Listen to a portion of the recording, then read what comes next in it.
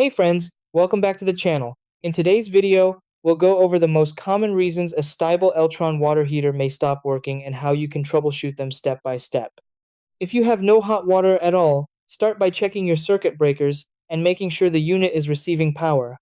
Indicator lights or a display should confirm it's energized. Low water flow is another common cause.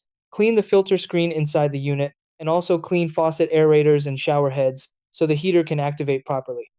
If the water isn't hot enough, the issue is usually high flow rate or scale buildup. Reduce the water flow until the heater stabilizes, and descale the unit using white vinegar, CLR, or a proper descaling solution. Hard water scale reduces heating efficiency over time. Another frequent issue is a dirty or stuck flow sensor. This sensor tells the heater when to turn on. Remove it and check that the internal wheel spins freely. If it's stuck, clean or replace it. Also, double check your plumbing connections. Cold water must enter the correct inlet and hot water must exit the proper outlet, or the unit won't function. If error codes appear, consult the user manual to identify the exact issue. For advanced troubleshooting, reset the unit by turning it off, waiting 30 seconds, and turning it back on.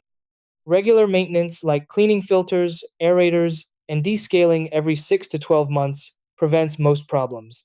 If issues continue, contact Stiebel Eltron support for expert help.